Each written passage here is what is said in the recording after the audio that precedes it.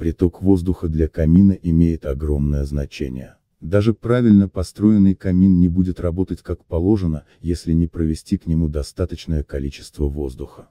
Ранее камины были не такими, которые мы знаем сейчас. Тогда мало кто задумывался о проблеме приточного воздуха, необходимого для процесса горения. Но в то время, этот вопрос не так остро стоял, потому что герметичность домов была низкой, и воздух свободно попадал в помещение через множество щелей. Теперь же, при появлении пассивных энергосберегающих домов, с высокими требованиями к герметичности, наличие зазоров и щелей для естественного притока воздуха сведено на нет.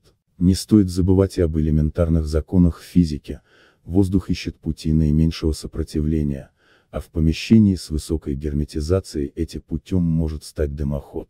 А это в свою очередь может привести к такому явлению, как обратная тяга.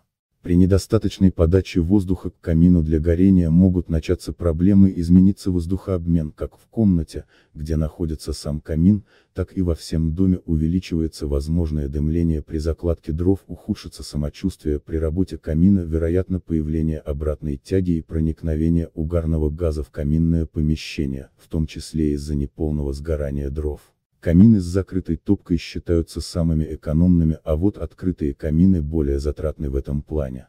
Они всасывают воздух по всему отверстию топки, по всей ее площади. Поэтому тут понадобится много воздуха, хотя на прямой контакт с огнем идет лишь часть этого воздуха.